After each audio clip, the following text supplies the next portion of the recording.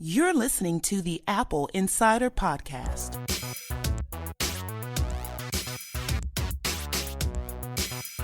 Welcome to episode 64 of the Apple Insider Podcast, where we talk all about the latest in iPhone, iPad, tvOS, Apple Car, and more.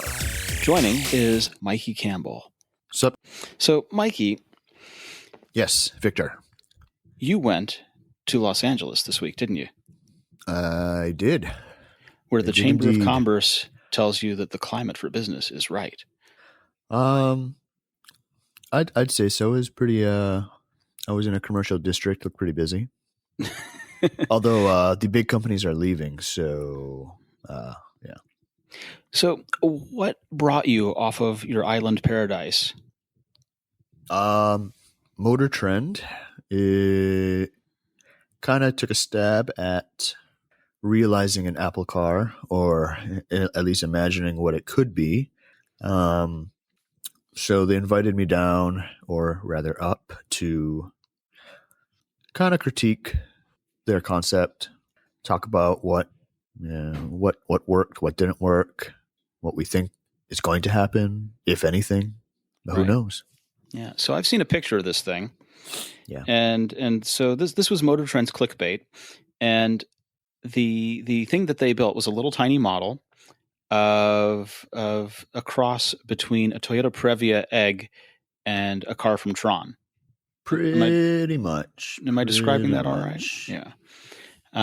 It was gold from the wheel wells up to the belt line, with Apple emblems in the center of the wheel hubs and in the center of the back deck lid, with basically a glass fishbowl on top.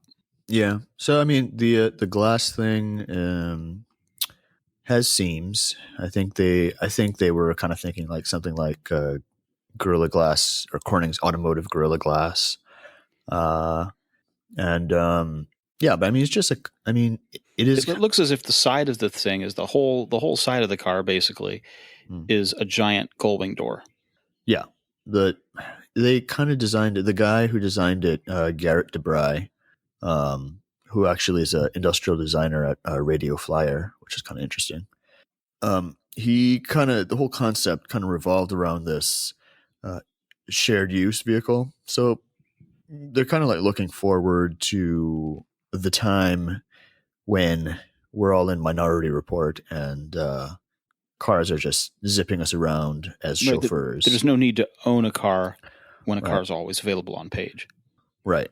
So they're kind of looking kind of in like the middle ground between that and personal ownership. So like you'll have like 4 passengers inside, but they're not necessarily going to be paying attention to, or they're not, potentially not all of them will be, potentially there will be no driver. So it will basically be a 4-passenger vehicle with no driver.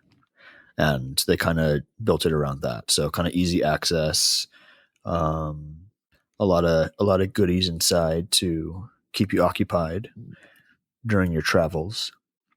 But what was actually more interesting about the design itself, I could, whatever. It's not personally suited to my taste. And I don't think Apple will build something like that.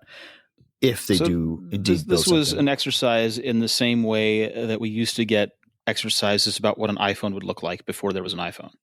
Kind of. As applied to automotive, it is a true concept car. It's not something perhaps but it's misleading to say that it's Apple's concept car, right? It's someone's concept car. Yeah, it's someone's concept car of the Apple. Yeah. Well, it is more of an amalgamation of a bunch of designers from the Art Center. They kind of discussed what the trends are and applied that to a vehicle design. So what's more interesting is what's going on the inside. And that is basically a fully augmented reality kind of environment, I guess you could say. Okay. So what's the point of an augmented reality inside? Okay, so you know how currently there are cars. I mean, one of the first was Cadillac to bring augmented reality into a production vehicle, right?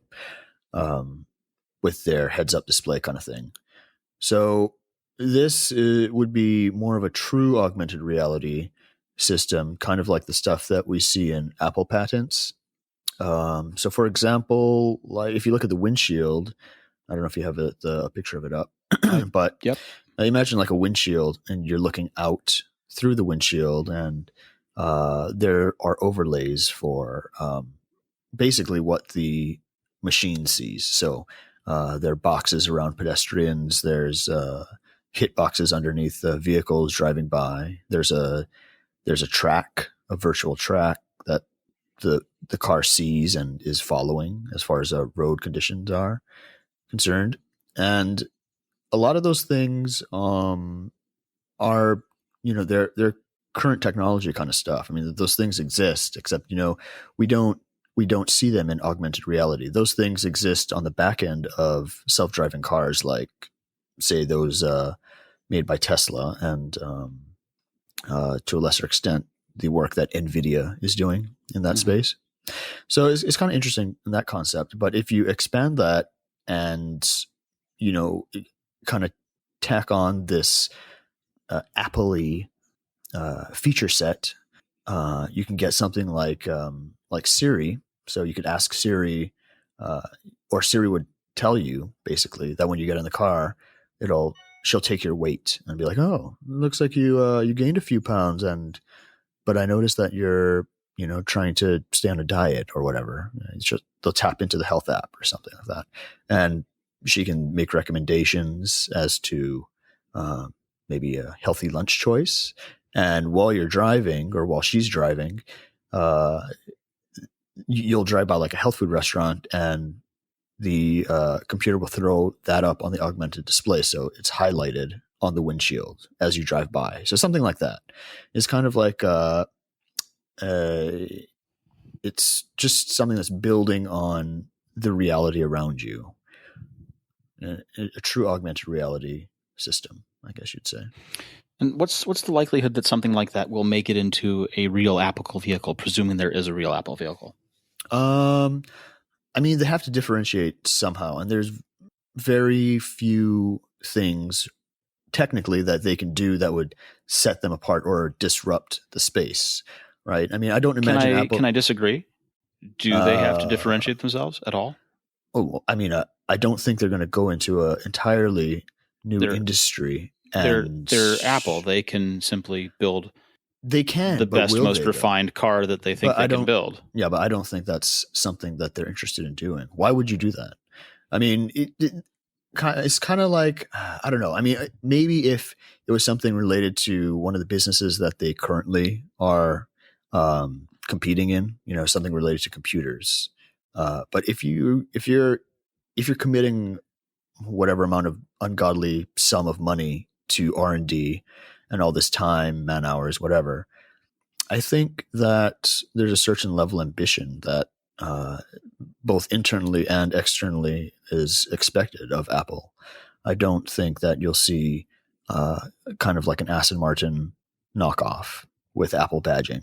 I wouldn't say that either, but you don't have to load in every single technical advance. You can start out. No, you don't have to load in every advance, but you need a differentiator. You need something to disrupt the space, and Tesla's already doing that with. Let's think. I just want to make my argument a little better than I'm making it so far. So, the original iPhone, no copy and paste, no MMS, no this, no that. Right? It was a no app store, blah. Nokia's had app stores. Nokia's had copy and paste. Nokia's had MMS, the whole thing, right? And yet the iPhone was a better phone because it focused on doing the few things it was going to do and do them very well.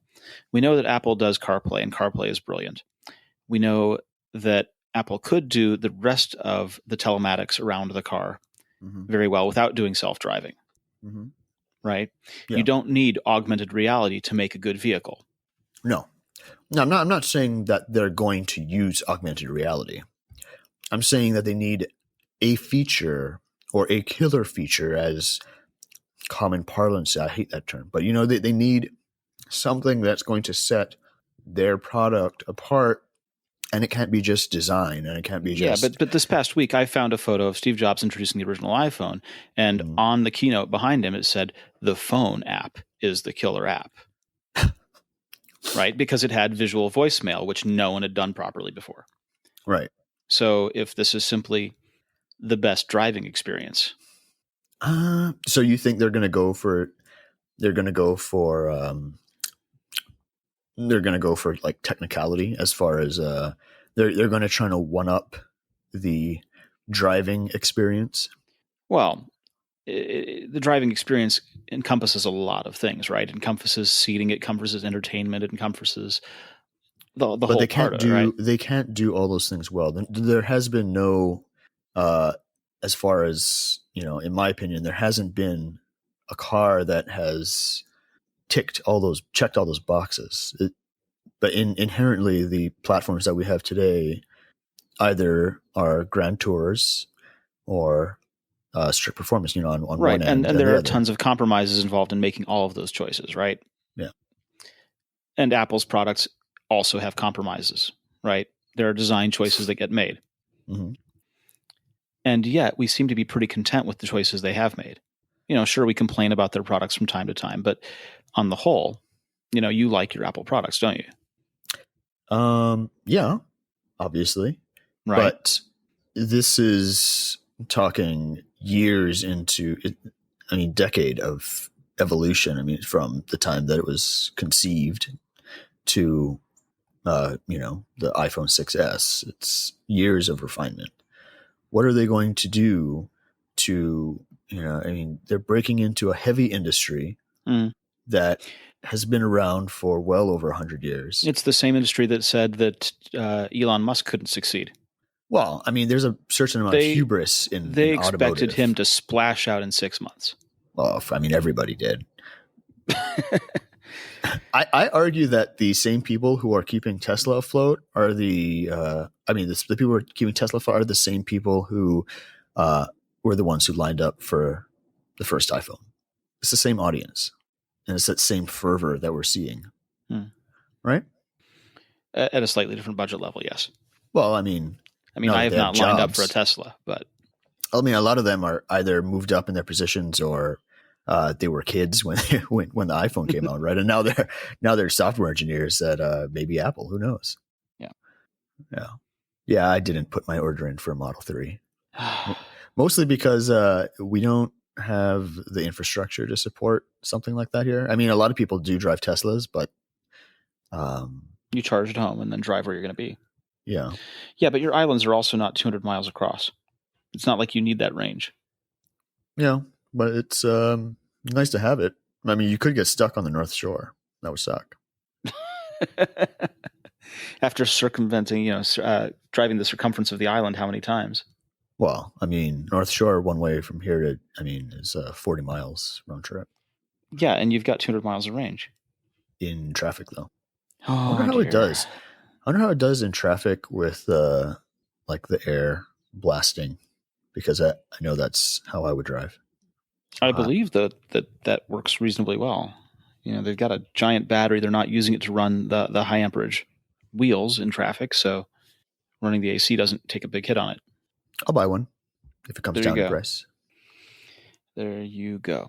So what good came out of this Motor Trend thing? Because it sounds like a bunch of guys sitting around a table talking about stuff that's impossible without really knowing why they're throwing it in there. I think it's important. Well, maybe not important. I mean, that's kind of self-aggrandizing, but it's. Well, you were there, so obviously it's. Well, obviously, it was important because I'm a very important person.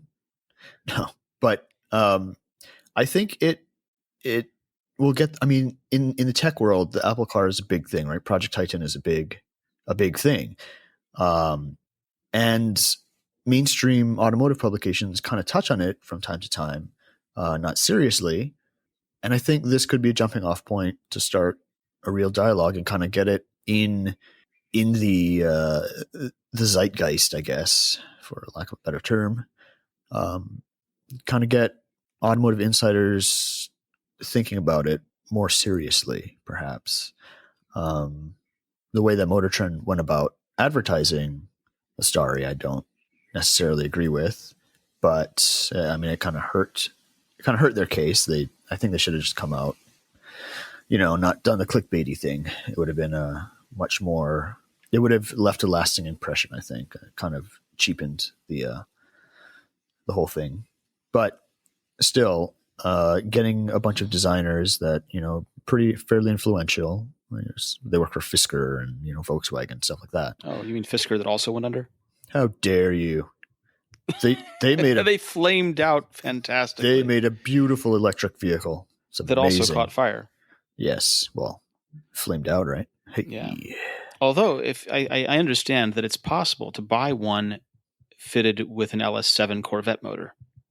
That kind of negates the purpose of it. If you like the look, you can have it one that runs and doesn't catch fire. I guess. Actually, you could probably retrofit. You probably could take the shell off and just slap it on a Tesla. How dare you? I'm sorry. I am not a fan of Tesla's design. I know everyone is. You don't like the grillless fish mouth? Do you remember the scene from Matrix where Neo had his mouth covered over? It wasn't covered over. It was just simply not a mouth. Well, I mean, an allusion to Harlan Ellison's "I have no mouth and I must scream." Yes, reminds me of that a lot. See, I think it looks a lot more like a catfish. Yeah, it's too. Like Keanu as a catfish. There you go. Nice. Yeah. I'm gonna have to mock that up in Photoshop after this. Yes, you are. That's gonna be brilliant. Sad Keanu as a catfish. Yeah. Overlaid on top of a Model 3. Yes. Paint job, perhaps. I don't know. We'll see. Yeah, but I mean, the whole the roundtable was kind of like an exercise in imaginary thinking. It was a brainstorm session. There's and after the story came out, there's blowback, right? Obviously, that's totally expected. Sure, because it's all speculative, and it's not even speculative. None of these other guys were bringing anything remotely like hard facts. You were the only dude who showed up with any kind of information.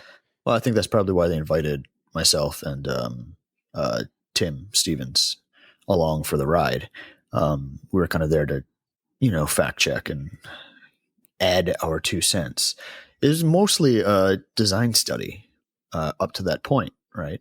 Mm-hmm. They started working on the Starry, months ago, going on just rumor. And so they didn't, in essence, they didn't need any of the rumors or speculation that has been out there, right? No, because they just made up their own. Right. So what they did was brought us in and kind of perhaps rounded it out a bit. But the problem with that is that we don't know. You were there to lend them credibility. I suppose. That was your point. And if they'd really wanted credibility, they should have brought you in months ago. Yeah. It was a kind of a last minute thing. But I mean, still. You were the token credibility. I really couldn't lend anything to the discussion as far as, hard facts go. I mean, even we don't have that kind of information.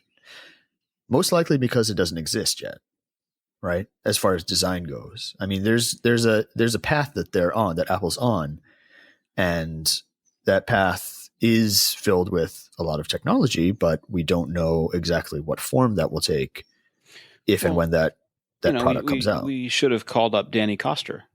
Oh, right. Yeah. Because, I mean, Danny Koster was an influential 20-year member of the design team, industrial designer, right? Yeah. And, he designed, what did he design? iMac? He worked on the iMac. He also worked on some of the keyboards. I'm forgetting what else he'd been working on. But he's at GoPro now. Yeah. He just left and he took on a VP role at GoPro. Yeah, I don't know if that was the best decision, but hopefully he can make their products better. Well, I mean, before the ship sinks completely. Yeah, GoPro is. It's interesting, right? I mean, they own the big space in terms of action cameras, and yet, yeah, but it's not sustainable, right? Well, there are only so many windsurfers. Nothing against windsurfing, but there are only so many windsurfers. How many of the kite surfers out there are going to go out and buy a new GoPro every year? Dude, have you seen it? I have. The new GoPro? I have. Dude. No, but the other problem is that in terms of drone cameras, that was the premier drone camera for a long time, but there's no point for that now because the drone manufacturers are just building good cameras on gimbals on their drones already. Yep. Yeah. Yeah. Well, the important thing is that, what's the CEO's name? I forget. I always forget his name. Are you thinking of, oh gosh, I'm blanking. I was, the name that came into my head was Richard Howarth, which is not the CEO of GoPro. That is a part of the industrial design team at Apple. So go gadget memory. Anyway, I just imagine, I always just picture him at the IPO with a GoPro in his mouth. Well, that's a bizarre, that's a really strange image. Nick Woodman with a GoPro in his mouth. Yes, Nick Woodman. Yes. You've seen that image, right? No, but I'm looking for it right now. That's the stock photo that, just look up Nick Woodman. Oh, there it is. Oh my goodness. Probably the first image you'll see. Yeah. That's kind of scary. Yeah. I think I'm going to save that and we'll just put it in the podcast article. Sounds good to me. Because that's kind of scary. Well, I'm going to have nightmares now. Thank you. Welcome. But back to the, what were we talking about for the Apple car? Well, we were talking about how there was no real information to go on. These people made a design study and then brought you in to lend it credibility when in fact there's not a whole lot to go on. Yeah. Brilliant. Did they pay for your lunch? They did. I had some great tacos. It's quite delicious. Cool. But I mean, it's raining tacos.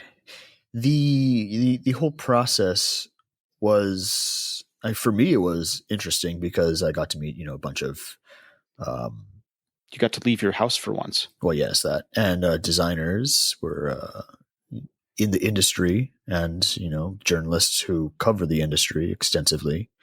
And what they thought was coming is, something that's very different than what the tech people are thinking about what's coming. So, I mean, everyone has their own opinion. But it's interesting to see that there's a divergence as far as what will be offered if Apple Car comes out. I'm still of the mindset. Cell phone company's not going to walk in here and do it right, are they? To paraphrase Ed Colligan.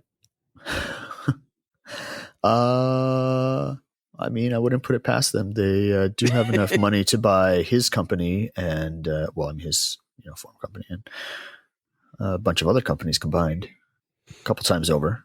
Mm-hmm. So, I mean, who knows how much they're investing? I feel like Apple is not going to launch a car first. I feel like they're going to do something akin to the Moto Rocker. Oh God. Yeah. I mean, not as disastrous, but something, like a partnership first, kind of ease their way in. Well, hasn't that been CarPlay with integration into the car's built-in telematics? But deeper. More involved. What's deeper than being on CAN bus and talking to all of the in-car computers and the doors and windows and aircon and everything else? I was really... that's pretty deep. Something that I thought would work would be the BMW Life Drive. I know they're not together. They're not cooperating, but something like the Life Drive system, which is modular or can be modular. You have the, electric drivetrain, and then you can put your own, basically you can slap your own cabin on top of that. So, I mean, Apple does the cabin. BMW takes care of the drivetrain, which they're, good at. Well, I mean, arguably the i3 is not so great, but it's not a pretty car. Well, I mean, there's too much going on inside the car, but I mean, Apple can take care of that, right? You can use the BMW drivetrain. You can do a partnership or ink some sort of deal, some sort of IP sharing deal. You can, leverage each other's best assets basically and put out a good product. And then Apple can use that as a stepping stone to perhaps their own vehicle. I think that would be a much more logical play than, releasing an Apple car just, out of the blue. Not only is it a technical, probably nightmare, but I don't know how they would spin that in the media. How would they make that leap? Well, it's sort of a fait accompli, right? You do it, and now you've done it, and you don't have to worry about making the leap. You simply introduced it. I mean, you gotta drum up interest, and you have to. What Apple lacks, obviously, because they're not in the industry, is industry credibility. They don't have that. They don't have the. I argue they don't need it. That people love their current products well enough that it transfers. It transfers. Okay, so I mean, there's a lot of people out there who will and go Apple out certainly and know buy. About drumming up interest, wouldn't you think? Yes, but you go out and buy. But I mean that caps at. It's been capped so far at a certain level, financially, right? They're not out there selling $50,000 anythings. No, they're out there selling $8,000 desktop computers. Yes. Aha. Well, that's still not. It's still not $30,000 to $50,000 vehicles. $50,000 vehicle. But there's this magic thing, and Apple are well acquainted with it, called financing. Yeah, that was another interesting topic that came up. I don't know if they made it to the roundtable, but it's this idea that leasing cars will become much more prevalent in a future in which autonomous vehicles reign. Yeah, it's a terrible idea traditionally because you end up paying for the depreciation. Yes. But the upside has always been by the time the car starts to fall apart, it's not your problem. Right. And in as far as obsolescence goes, it happens the cycle is much more aggressive when it comes to software, right? Well, that's why car development cycles have been basically 10 years now. 5 years with a refresh, more or less. You don't do like you did in the early days of automobiles where you had a whole new vehicle every year. Actually, right. Well, I make a mistake. Model T went for 20 years unchanged. Volkswagen Beetle went for almost 70 years unchanged, maybe even longer. But it's not the half year cycles that Ford was on the Mustang. Well, only the first year was a half year cycle. 64 and a half to 65, 65 to 66, 67, 68. It was yearly after that. Mm-hmm. But that car was pretty much unchanged from its introduction in 64 and a half until 68 when it got to become fat. How dare you? The 68 fat Mustang, it totally, they ruined the proportions in every way. And then they did it again for the 70s with the Mach 1, although that was kind of bitching. Well, yeah. Well, I mean, they had to keep up with the other pony cars. Are you suggesting they had to keep up with the bitchin' Camaro?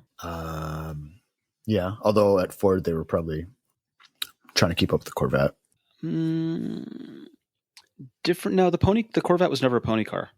Yeah, I know, but I mean, inside Ford, I'm sure that is what they were shooting for. All right, let's move on a little bit. So, first of all, Director Comey, because we're going to talk about the FBI briefly here. Director Comey says that the emotion surrounding the Apple case is unproductive and that what they really need is a legislative solution. He's, of course, alluding to the Feinstein-Burr Act that is going to compel anyone to both design their stuff to be less secure and help the FBI open it up on demand, no matter how hard it is. So for me, this is more Director Comey being hypocritical without even realizing it, right? Because he's saying the emotion is the problem, and yet during the whole actively public kerfuffle, at every turn, he was being emotional about it.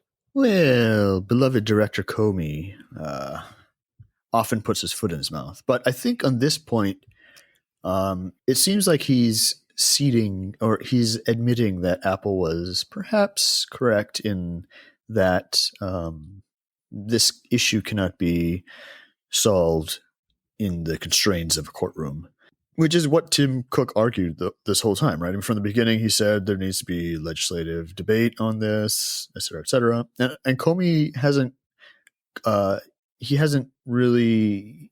he didn't allude to the Feinstein-Burr proposed act.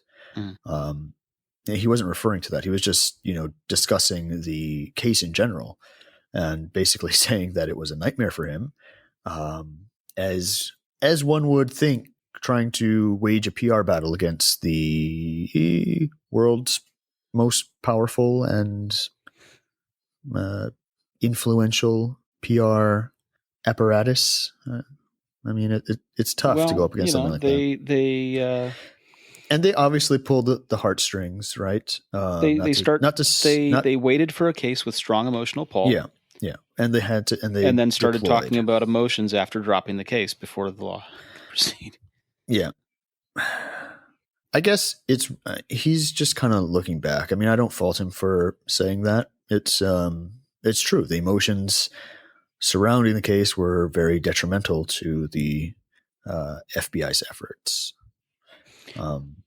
I wonder if he was really prepared for that to have happened. He kind of thought they'd walk in and get everything they wanted. I think he thought the emotions would go the other way, or there would be more emotional support, towards securing or protecting the public against a threat of terror. Well, we're going to get the opportunity to talk about this again. Yay. Because can you tell me why? Do you know? Yeah. So Bruce Sewell, Apple's legal counsel, is going to do an encore in a congressional hearing next week. Although he's not facing off against Comey's not going to be there. It's going to be one of his underlings. But that should be interesting. Matt Blaze is going to be there. So it's basically going to be the same argument. It's going to be the push for government access to data and consumer devices in the name of public safety. Mm-hmm. And Matt Blaze is going to be there. Amit Yoran is going to be there. And it's going to be security guys pushing for stronger encryption for public safety. Yes. Now, my question, this is in front of the House Judiciary Committee. No, this is going to be energy. This is energy? Yeah. Energy and commerce? Yeah. The last one was judiciary. Okay. So who's on energy and commerce? I don't know who the chair is. It's I don't know. It's let's see. Let me check real quick so I don't sound. Meet the chairman, Fred Upton from Michigan. Deciphering the debate over encryption. And the vice chairman is Marsha Blackburn. So not the heavy hitters that we saw with the judiciary, but important nonetheless.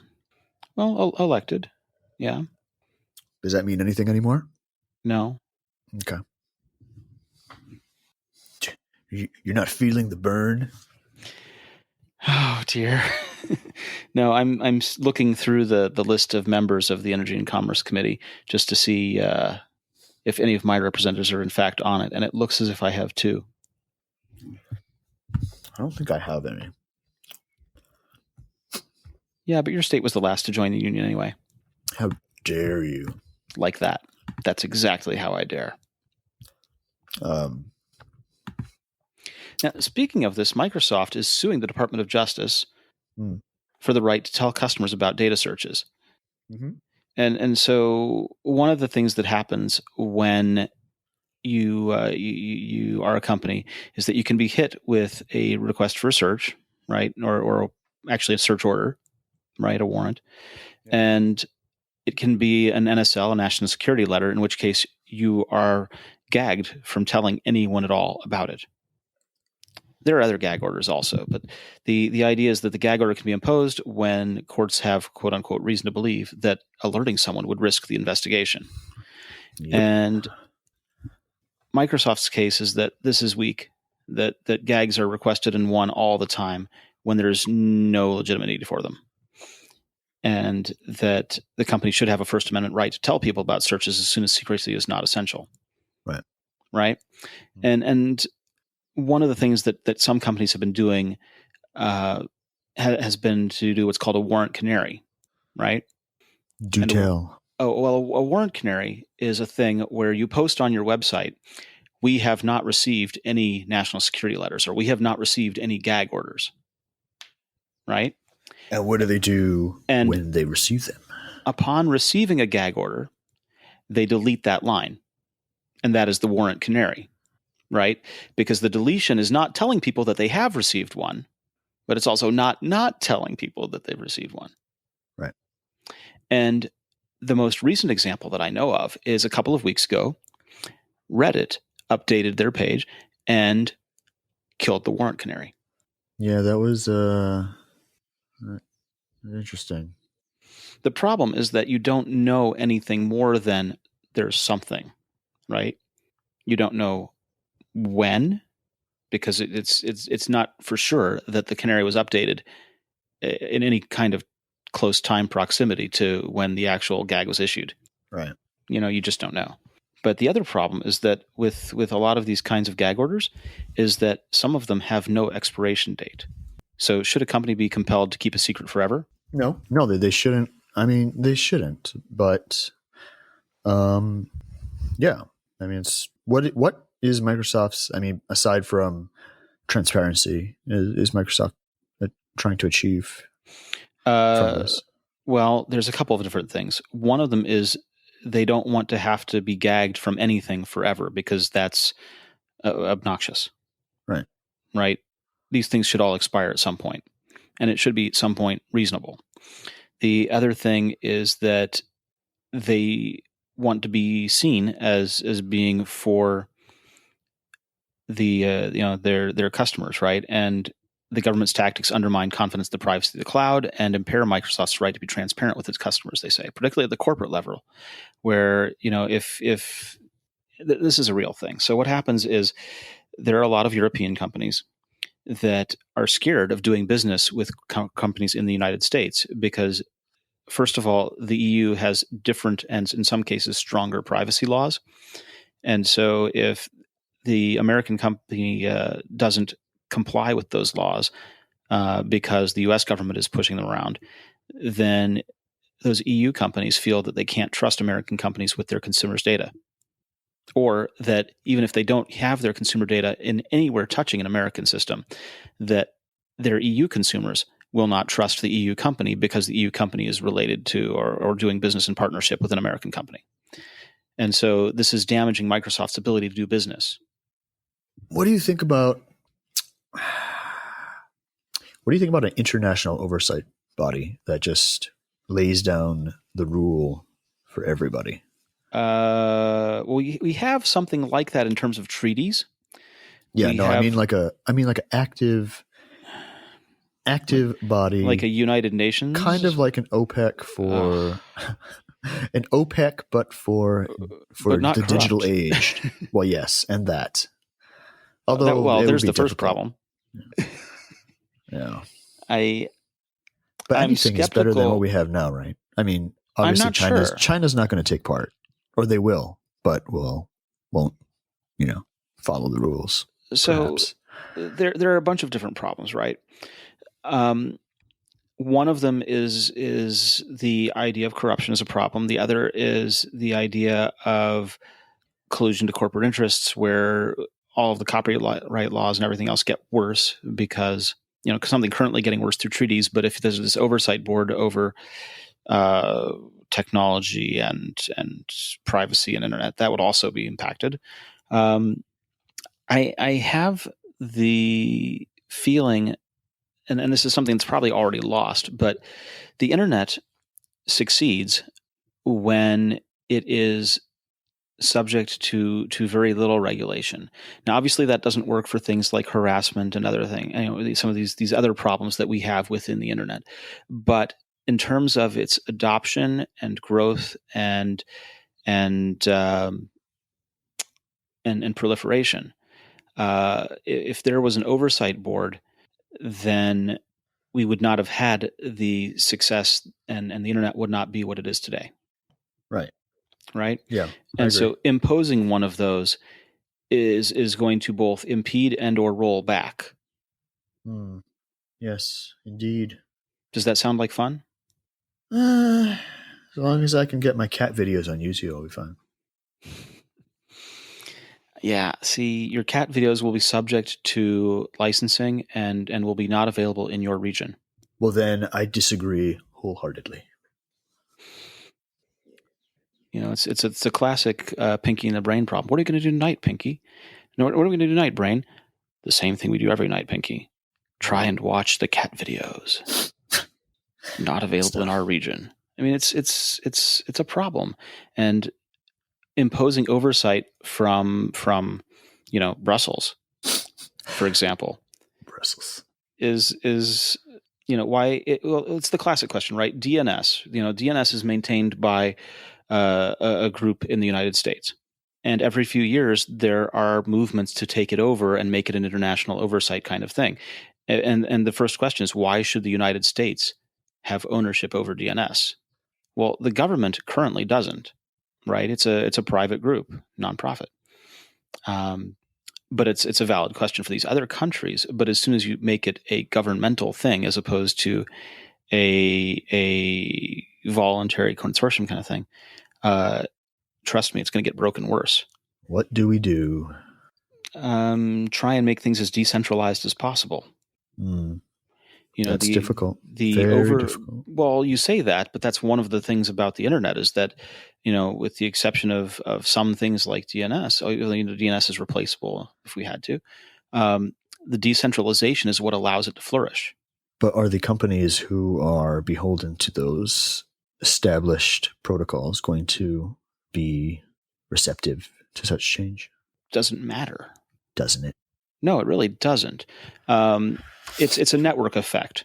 You're going to open source everything? No, not necessarily, but think about it, right? For a long time, the kids went to Facebook, and then the kids went to Snapchat. Well, if all of your popular stuff requires you to set your DNS settings at your network settings one time away from whatever your provider is to a different DNS server, and then you can get to the sites you want to go to, the kids will do it. The kids, man. You can route around. This is the famous Esther Dyson quote, right? The internet routes around the damage. At least I think that's Esther Dyson.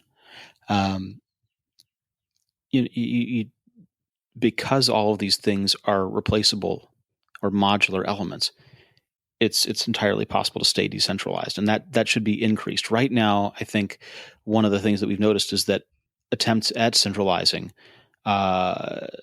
increase vulnerability. We noticed this last year or so when Netflix went down because Amazon Web Services went down. When AWS died, half the internet went offline. You remember that part? Yep. Yeah. I was there. You were there, and you were sitting there pointing your remote at your Apple TV trying to get Netflix, and you couldn't. I don't know if I had Netflix on my Apple TV at that time. Cat videos. You couldn't watch the cat videos. Yeah. And this is what we've arrived at. And that's why when Apple builds its own data centers and when Apple moves half of its stuff to Google away from Amazon, it's decentralizing. Now, it's not amazing decentralization because, you need to have enough to move. You need to have a place to move to that can handle it. But Microsoft. the internet is more resilient when it is not centralized and when it's not centrally controlled. And that creates all kinds of problems for different legalities, right? Whether things France says about their sorts of free speech laws, what EU has to say about delisting people out of search engines, it's complex. But decentralization is the path to a robust internet. So technology has changed the way we run. Do you run, Mikey? Sure. Are you physically fit? No. You were wearing that super cool Aloha shirt the other day. It's true. So you were wearing that Aloha shirt right before your run. Now, when smartphones, they allow casual runners wearing Aloha shirts like yourself to map their runs, create running playlists, and track their progress. But you know the problem, right? Taking advantage of these technologies always meant stopping and looking at your phone, right? So you're jogging along and you have to pull out your phone. It breaks everything, right? You lose motion, you lose momentum. I'm going to tell you, Mikey, you're going to like this. Mara is a hands-free running assistant that uses voice recognition and the microphone in your earbuds to optimize your runs. Sounds interesting. She's hands-free. You talk to her using your earbuds. She uses voice commands. You tell her what kind of run you'd like to do. You ask her questions about your speed, pace, location, duration, the weather, and you have her play albums and playlists from your music library. Yeah, I really don't like taking my phone out of my pocket. I know. I know. Plus, I might drop it. So you're running along. You're wearing your Aloha shirt. You're on the North Shore. Mara can speak first. She can tell you how you're doing. She can compare your past runs and records. And she'll warn you about changes in the weather, which, of course, you never have out there. Right. Well, it might get hotter. So she'll warn you, right?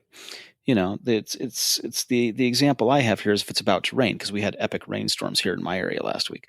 But for you, she'll warn you if it's about to get hotter. And she tracks your progress. She tracks your runs, she tracks your rough legs, and she recognizes what you've accomplished. Nice. So I invite you, Mikey, and our listeners to visit Mara.ai, that's Mara.ai, and download your free virtual running assistant on your iPhone. And it's coming soon to Amazon Echo. How on earth you're going to run with an Amazon Echo is beyond me. I really don't know. But run with the Sidekick. Make every mile count. Nice. As we're going to talk about the Apple Watch upgrade. Well, tell me about the Apple Watch upgrade. First of all, let me ask you this. Are you wearing your Apple Watch? Not right now. Did you wear it today? I did not, because I got up and I went straight to work. Okay. Did you wear it yesterday? I'm trying to I did. Work with me here, Mikey. Have you worn your Apple Watch? Yeah. I wore it on the I wore it on my trip, definitely, and probably filled my rings for the first time in months. Mm-hmm. Yeah. So lots of walking around in LA. The Apple Watch, the version 2, is it interesting? Tell me what's going to happen in version 2. Well, it's kind of what some people or some analysts were thinking is going to be, supposedly, according to Ming-Chi Kuo, who our readers adore. They really don't like him. I don't know why. But they're dedicated fans. They are. They are. Yes. So Kuo believes that it's going to be a S upgrade. So there's going to be some internal buffs, of which he does not detail in any way, shape, or form. But he said that it's going to be mostly internal stuff and very few external aesthetic changes, if any, which is fine by me, really. You like the look? I'm more interested in getting better connectivity and better battery life, and also a bit more power, so I can run standalone apps without waiting for them to tether. That'd be great. Yeah. So, I mean, if they can do that, which I don't know, somehow. And it looks as if, tell me if I've got this right, it looks as if suppliers have begun to receive component orders. Yes, I believe. The system in let's see. I'll tell you. That's so today, right? Advanced Semiconductor Engineering in Samsung, along with Amkor, Stats, ChipPak, and Kinsys Internet Connect. Okay. ASE is the primary supply of SIP modules for the S2 chip. Yeah. I wonder how that's going to be different. Well, the processor fab and NAND storage both come from Samsung. Right. And the Amkor and Stats ChipPak are secondary providers. So ASE is the primary supplier of the SIP module. I wonder what they're going to do for the new package. Could be interesting. Good question. Could be interesting. Heard some rumblings about Qualcomm. Oh yeah, what did you hear about Qualcomm? I don't know. Things that perhaps might suggest the Apple Watch will get cellular connectivity. I had this with Neil. We talked about this a while ago, he and I. In the mid-February, Neil and I were talking about it. And I was telling him that in the fall that I thought it was going to have a virtual SIM in it. And at the time, I had said to him, he said, "You're nuts. It will not." And I said, "No, it should." And he goes, "Well, maybe virtual SIM." But he thought for sure I was nuts that it was going to gain cellular connectivity because it would just crush battery life in his perspective. I mean, they don't have to. It doesn't have to be totally dedicated to cellular, right? Doesn't have to be like an iPhone. And that's what Qualcomm is. Now, whether or not that means just data or a phone is never mind.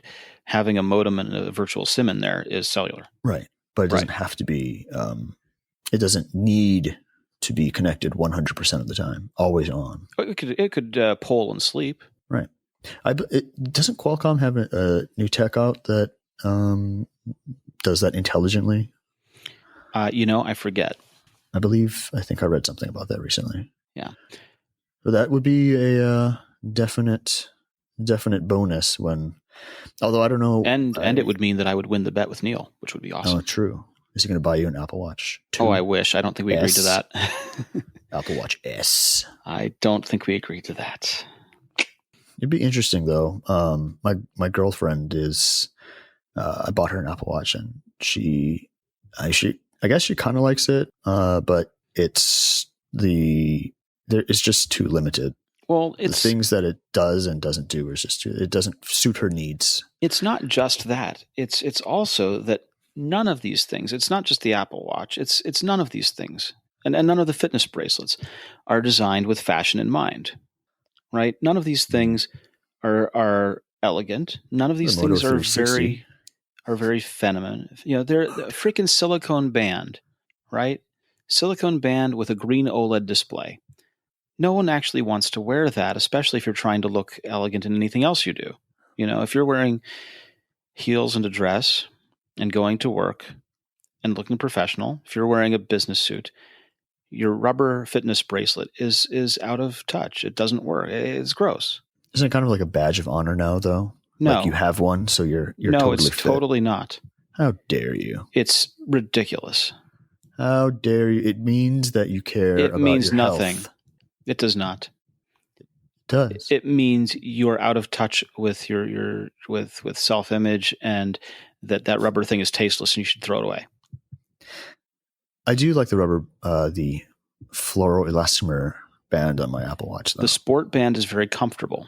It is. It is nice and comfortable. However, it is not necessarily, and I'm going to get flack for this, but it's not necessarily fashionable, right? It doesn't necessarily fit with a high-end look. It doesn't fit with a professional look. If you're wearing it with a suit, it doesn't match. No. But if you're wearing it with a gray and white Aloha shirt, say at a Motor Trend roundtable, I think it works and very mom well. jeans. If you're wearing mom jeans with that Aloha shirt, those were not mom jeans. How dare you, sir? They were light stonewashed mom jeans. Those were fashionable Italian designer jeans in 1984. How dare you? They were stone and or acid washed. They were distressed. Ridiculous. They were distressed. Absurd. I didn't know they were going to do below the table shots. Okay, I thought it was all going to be. And for that, I'm thankful you were wearing trousers. Yeah, I was. Yeah. Anyway, I don't know. I mean, if you go Apple Watch, I don't know if I would buy one though. Even if it is updated, I'm not sure I would buy one. Well, you're waiting for the 2017 version that's going to be 40% tall. Right. You want that almost half as tall one, don't you? Is it going to come with concessions like shorter battery life? Because I'm not down for that. Probably not. It would be rare to go backwards on something like that. Apple has done it in the past. Rarely, but it has done it. Yeah. Did you? I got to ask you, have you ever dropped your iPhone? Yes. Have you ever broken a screen? No. You never chipped the glass? Nope. Really? Never. I'll be darned. I've dropped my iPhone many times and never has the glass broken. Huh. I have dents in some iPhones, like the corner. I guess I'm just lucky how it fell. Yeah. It never fell flat on the screen. Or, I believe, no, I did drop my iPhone 6. Yeah, it must be iPhone 6. That hit the ground screen first, but didn't crack. I have chipped the glass on an iPhone 4 years ago, and my wife's iPhone 5 has a nice chip in it. Oh my! Yeah. So there's this company that's sponsoring us this week called iCracked, and iCracked provides iPhone and iPad repair services that actually come to you. How so? Well, so what happens is that they will send a repair person at the time and location of your choosing to your home, your office, your coffee shop, whatever, and they work around your schedule. They have 5,000 on-demand phone repair technicians in over 600 cities in the U.S., and they're all trained and background checked. So, instead of having to go to the mall and find the mall shop and have them take it, and, you sort of trust that they're going to do it right. These people come. I do not trust them. I'm aware of that, and I'm not disagreeing. So how cool is it that you ring up iCracked, right? And you meet them with your broken phone at a coffee shop and they fix your phone in front of you. That is truly convenient. I'm saying, right? So, the idea is that they do quality work. They're fast because obviously if you're meeting in a coffee shop, you can't hang around for 3 hours. And they stand behind the repair. Every repair comes with a lifetime warranty. So if you have a broken iPhone, go to iCracked.com for the best, most convenient, and reliable phone repair. And they've got a special offer for our listeners, obviously in the US, right? Listeners can get a free tempered glass screen protector with your on-demand repair. So if you go to repair, if you request your repair at iCracked.com/insider, that's iCracked.com/insider, then you will also get a free tempered glass screen protector with your on-demand repair. That would come in handy when I did try to install a what was it? I think it was one like it was a what was it? It was like an LED kind of backlight thing in one of my, I think it was iPhone 4. Yeah. And I shorted out the screen. Oh God. Mikey, the Fumble Fingers tech repair person. Yeah, that was ill-advised on my part. Luckily, I had a 4S, so. But still, I've repaired the first generation, the 3GS, the fourth generation, and one of the fifth generation. But I will not touch a 5S or a 6 or a 6S. The 4 was quite easy actually to take apart. It was good. The first generation was annoying. True sandwich. Because just trying to get the back off of it was a nightmare. Yeah, lots of. Didn't it have a lot of adhesive and stuff? No, it didn't have a whole lot of adhesive. No, it was just that it was so tightly packed in the aluminum back that it was ridiculous. Now, an iPad is a nightmare. An iPad has adhesive everywhere. Yes. I had to replace my iPad screen. Or no. Yeah, my iPad screen on the original iPad. So when I asked if you'd broken a screen, why didn't you say that? Well, because I didn't break it. It just died. Ugh. Yeah. Trying to replace that screen, I would hate to be in a coffee shop with someone digging broken glass out of an iPad screen. That would just be a recipe for, sir, you're causing a disturbance. One time, Mikey, I would like to be out in public and have someone call me sir without it being followed by you're causing a disturbance. Just once. Sir, we're going to have to ask you to leave. I'm sorry. Darn it, every time. Please put your pants back on, sir. Please. Please put the mom jeans back on. Again with the mom jeans. Wow. And on that note. Well, on that note, we have one more story. We do? You don't want to have one more story? Do we have another story? I don't see anything interesting. The last thing I want to know about is I want to know about the iPhone from 2017. Mm-hmm. Show me the future. You mean 2016? I want to know about both of them. The 2017 one is the cool one with the AMOLED display, right? Well, I mean, that's what Ming Chi says. So, this year, going to get a redesign, probably, unless Apple chooses for some reason to break its streak. Well, I mean, if Apple says that the iPhone 6 shape is the perfect shape for an iPhone, then we'll get the same one. No, they haven't. I'm just saying speculatively, that would be the reason to continue making it, is because it is the perfect ideal for what the shape should be. I don't think it is, though. In which case, we're going to get a new one. Woohoo! Yep. So apparently a part leaked, which looks suspiciously like identical to another chassis that leaked a few months ago with a dual camera eyesight system on back and what looks to be a smart connector on the bottom. Okay, so let me give the rundown here, right? So far, we think for sure it's September. Yes. We think there's no camera bump or antenna lines. Minimal antenna lines. Unclear about the camera bump. We think there's an A10 chip with 2 gig of RAM. Yes. Why 2 gig? Just because it's better than 1. But it's worse than 4. Right. But I mean, you know this. There's got to be some give and take. Costs are involved. Phooey. 16, 64, 128 gig capacities. Yes. Kind of questionable in 16 because it's becoming. Show me the 64, 128, and 256 lineup. Yeah, that would be nice. Although that, 256. What? Say it. Well, the iPad Pro 9.7. Just saying. We know the chip's there. Put it in my phone. Yeah. Put it in my phone. Starting from $199 on contract or $649 off. Yep. Is that a change from the current, or is that the same pricing? I believe it's the same. Okay, so that's nothing wildly different. So what's it made out of? Is it a new case material? I believe they're going to go with the 7000 series aluminum.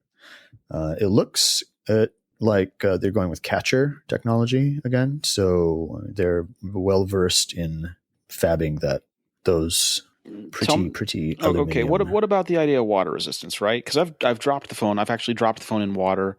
I dropped my original iPhone in water, and I dropped my iPhone 4 in water. So tell me about water resistance, because that would be kind of cool. Well, they're not sure on that. The rumors are it's kind of split 50-50 as to whether or not it's going to be water resistant. The Apple Watch is water resistant. Yeah. Why not? That's a good question. I don't know. Probably because they don't want you taking it in the water to take pictures, because once you hear it's water resistant, you're going to test those features. And as long as they don't advertise it as water resistant, then yeah. Well, I mean, the current you're on your own. 6S and the SE have these silicone seals around certain components on the logic board, but not all, which is interesting. So it may or may not be for waterproofing purposes. But if it is waterproof, or not waterproof, but water resistant, I assume that they would build it in with either a gasket system, or just how they're doing it now is setting off vital components with individual seals. So, I mean, you don't have to replace everything on your, you don't have to gut your phone or just replace it completely. You can swap out some key or non-essential parts, and you'll be good to go. Yeah. What about the headphone jack? Still unclear on that. Do you use the headphone jack currently? I do. Really? Yeah. What for? Headphones. When? I use it like when I'm running, or when just listening to music or podcasts or stuff. I've tried. I mean, Bluetooth headphones are nice, and some of them sound pretty good, but I hate batteries and I hate charging things. So like it always turns out, yeah, it's a bane of my existence. I usually find myself having headphones that are out of juice. So I've just resorted to the wired, and it's fine. Right. Have you used Lightning headphones? Have you gotten any? Nope. Really? Nope. I have. Really? What? The Philips? I have the Philips. Nice. What's wrong with you? I can't afford stuff. I can't afford those luxuries, okay? Mikey, you live in the lap of paradise. You live on the island of luxury. That's why I can't afford anything. But yeah, so it's either going to be Bluetooth or some sort of wireless or Lightning. Yeah.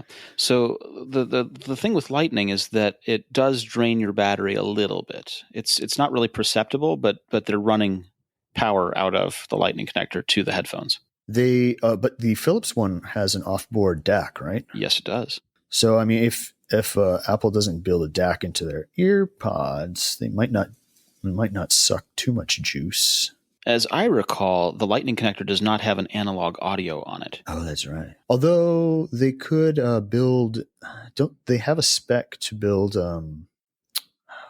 But they could put the DAC in the headphone cable for the earpods. Right at the Lightning connector. Right. So they could do that, and that would be minimal power consumption, just some parasitic loss, I suppose. Yeah.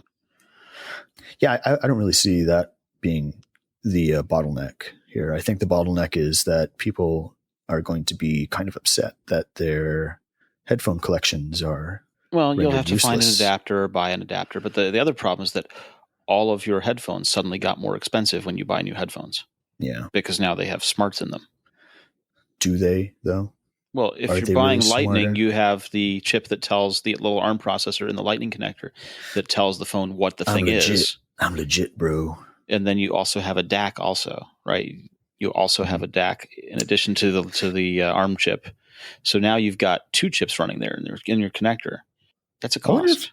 I wonder if Apple is kind of hesitant to release a Bluetooth headset after the horrific failure of their first one. Their headset, not headphones. Well, that thing was a beautiful design. Okay. And it was functionally beautiful too, because you docked it in the bottom of a 30-pin connector, right, to synchronize it. You didn't have to pair it through some obscure Bluetooth pairing nonsense. You simply connected it to your phone, and it worked. What happened to it now? They killed it because, as we all know, no one looks cool wearing a Bluetooth headset. Exactly. Not even Brad Pitt makes that stuff look good. Not even Ryan Reynolds can pull that off. I feel like maybe they're pushing, the Beats line, their Beats product, Lightning and Bluetooth there, and maybe they'll give it another year or two, or maybe even another complete design 2-year design cycle before they actually ditch the 3.5 millimeter jack. I kind of doubt it, because they've signaled they were going to do this for a year now. Did they? We're at a year and a half. We're at a year and a half. The Philips and JBL first showed January in 2015. They signaled it the summer prior to CES. So they signaled it a full 2 years ago. We first saw the real Lightning headphones a year and a half ago. They've been around that long. We still They're haven't not prevalent, had an but the official signaling Apple has offering. been there. We haven't had an official Apple offering. Who cares? I would hazard a guess that Lightning headphones are still a rarity when it comes to. They certainly are, but the signaling has been there, and we'll get a real Apple when they pull the trigger on this, just as we got real Apple cases years after everyone else made cases for iPhones. I don't know if it's a good idea. We got an Apple battery case years after everyone else made battery cases for iPhones. The only reason I can see that Apple would do this is because Johnny Ive wants to make the 7 even thinner and more symmetrical. I guess. But what? 5 holes on one side, 1 hole, and 2 headphone. You can make it symmetric now. Is he going to put the camera in the center of the phone as well, like the dead center of the back of the phone? The dead center of the back of the phone was the iPod Touch 3rd gen that never happened. But if you took the cover off, there was a big gaping hole in the center where the camera was supposed to have gone. It's good stuff. You remember that? Yeah. That was a nightmare. All the case manufacturers for iPod 3Gs, for iPod Touch at that time, had camera holes in their cases. Frickin' nightmare. I don't know. I just don't know if it's a good move to delete it completely on this. This upcoming one. The usual things will happen. People will fuss and people will fight, and then they'll get over it. Oh, you'll like it. Well, no, just get over it. But it's a valid question: is who's using their headphones? And the answer is some people, but Well, what are you suggesting, that people don't use their headphones at all? You listen in the car through your car stereo. You use AirPlay. There are a number of reasons why you don't need headphones. I think people still want to listen to their own personal experience, though, right? I mean, at least around here, I always see people just like with headphones. Yeah. I don't know. We'll see. Interesting thing is that next year, they might introduce the AMOLED with a curved or slightly bowed display and a new form factor, which would be weird for them because they don't do 1-year design refreshes. So it's either going to be the 7 right this year. It's going to be 7 and 7S this year. I mean 7 and 7 Plus this year. And then next year it could be 7S, 7S Plus, and like another model, S Plus Plus or whatever. Cool. Interesting. Yeah. So we'll see what happens. But, they want to get in on that AMOLED action. So tell us what is the benefit of AMOLED? Why do people want them? Power saving is a big one. Instead of powering an entire backlight array, you can power individual pixels. So that means if you have you only see it if your UI is largely, or a majority of it is black. That means those pixels are powered down. So you'll see a bump in battery life. So that's one. Second, higher saturation.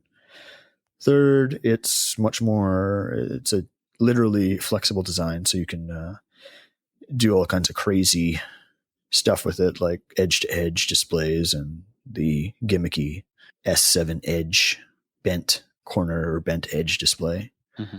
But yeah, I'm looking forward to an edge-to-edge display. That'd be great. Cool. Thank you for that.